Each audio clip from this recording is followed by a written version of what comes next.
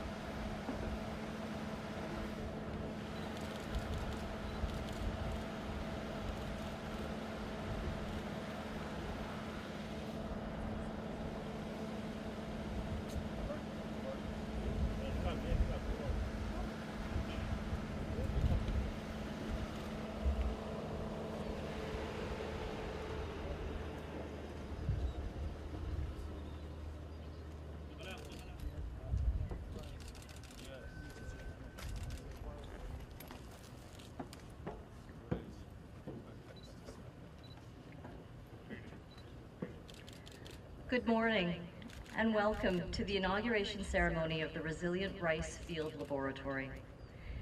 The laboratory that we will be celebrating this morning will be a vital part of Erie's future research on multiple stress-tolerant rice varieties. When shared with farmers, these varieties will help farming families and communities move closer to food and income security. I would now like to invite Dr. Matthew Morrell, Director General of the International Rice Research Institute, to bring welcome remarks. Thank you. Your Excellency, Prime Minister.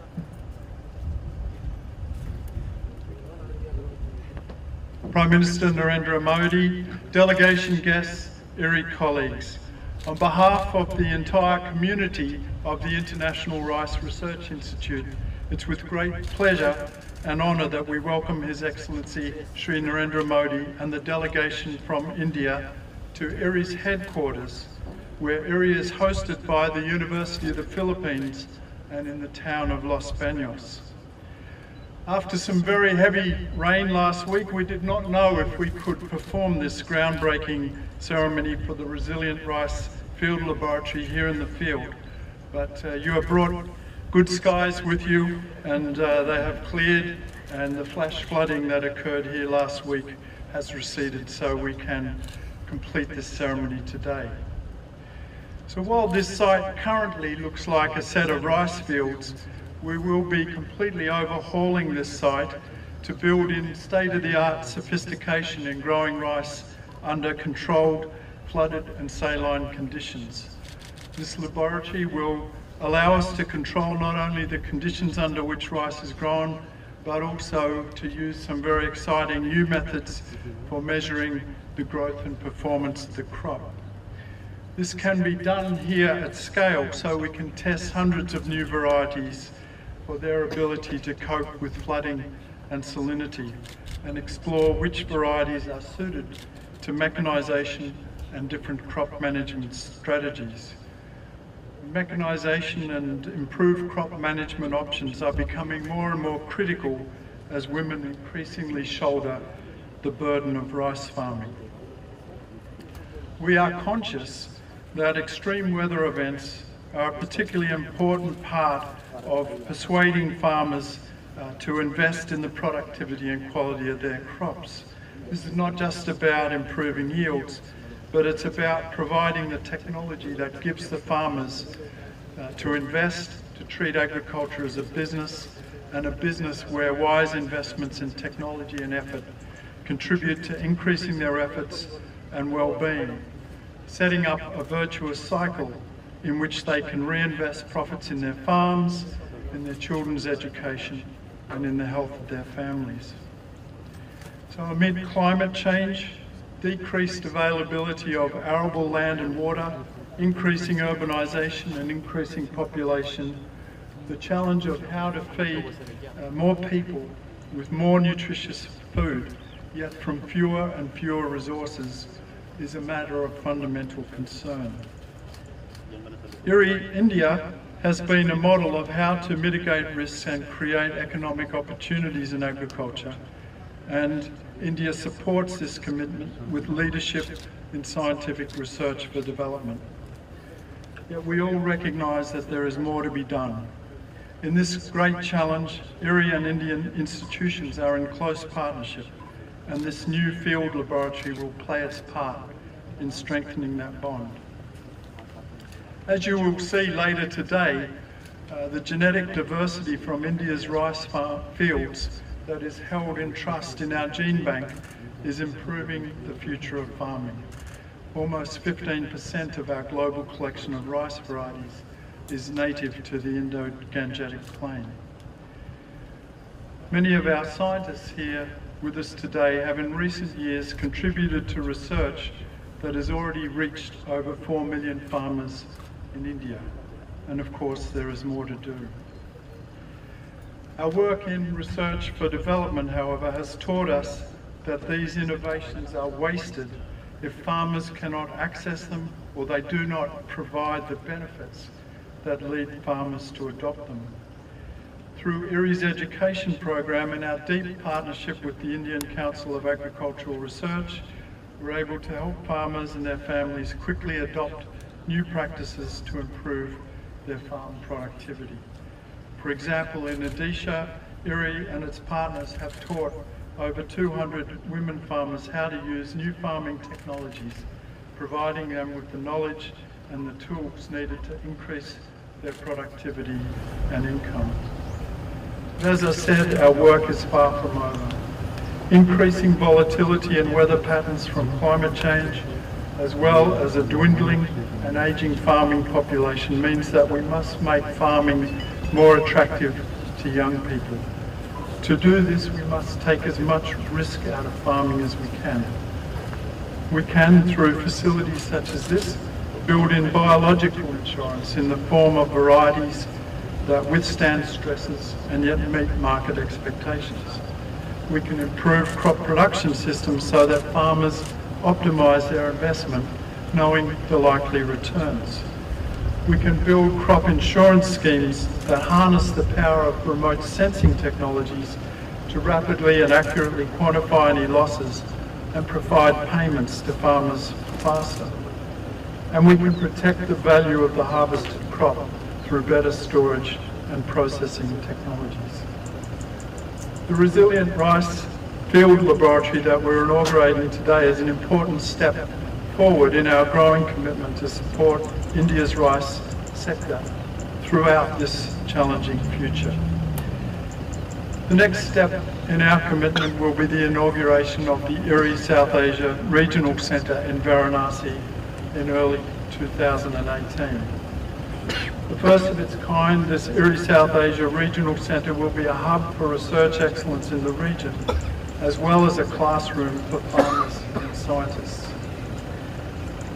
The IRRI South Asia Regional Centre will pick up the work done here in this Resilient Rice Field Laboratory and take forward the process of adapting that germplasm to the needs of Indian farmers in partnership with the Indian Council of Agricultural Research and state governments. This centre will also have a primary focus on adding value to rice by working with both public and private sector breeders. The centre has also been designed as a model of South-South collaboration for South Asia and also sub-Saharan African nations. The lessons learned in these facilities will be transferable across the global South with the potential to benefit the world's 145 million rice farmers. I would invite the Prime Minister to inaugurate that important facility in his constituency of Varanasi as a part of our ongoing partnership and commitment to India. Today, you will have an opportunity to learn about many of IRRI's innovations in your short visit here. IRRI is enormously proud of our work with India over the past decades.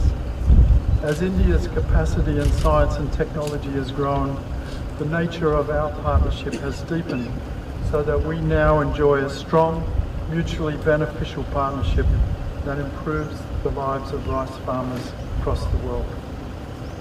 We are humbled by the opportunity to work closely with you to transform the lives of people through innovative agricultural research.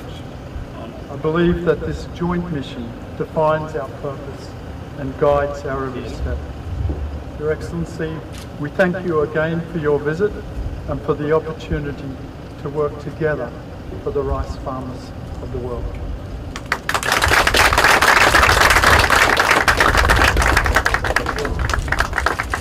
Thank you very much, Dr. Morel. IRRI values the long-standing partnership we have with the Government of India, which has brought about breakthroughs in rice research and farming systems in India, as well as in the global community.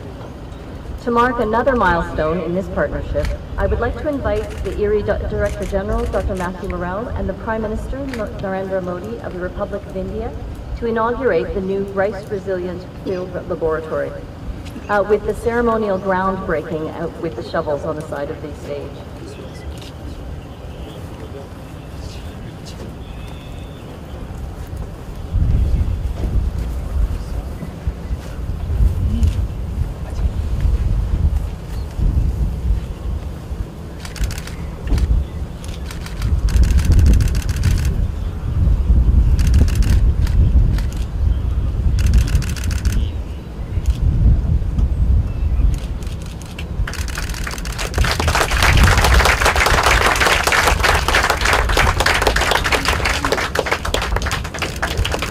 Thank you very much. This is a very proud day for IRRI.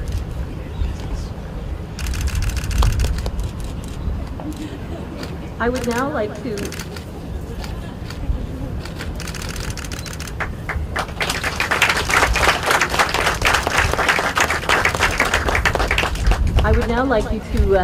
invite you to the plaque here placed on the stage and to cut the ribbon of the plaque to formally inaugurate our new field laboratory.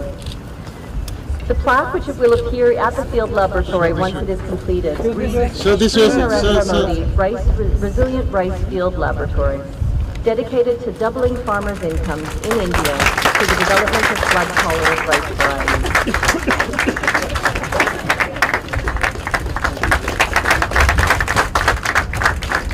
Inaugurated on November 13, 2017 by Shri Narendra Modi at the International Rice Research Institute. I understand that the Government of India, through Prime Minister Modi, has a gift to present as a symbol of our friendship. The first record of Indian rice varieties to be held in trust in the gene bank was in May of 1961. This included a total of 20 rice varieties. With this gift today that the Indian government is offering to IRRI, India further strengthens its contribution to the IRRI gene bank by adding 2 more rice varieties, Pusa 1612 and Pusa 1638.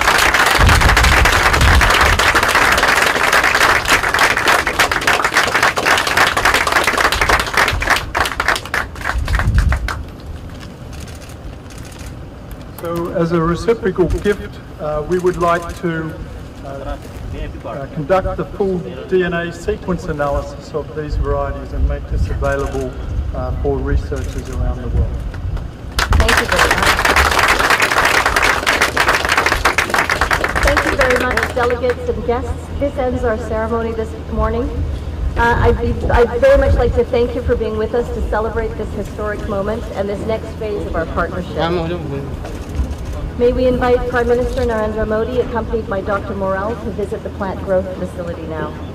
If I could ask my IRRI colleagues to please wait while the delegation moves on to the next part of the tour. Thank you very much and good afternoon. Bolitos.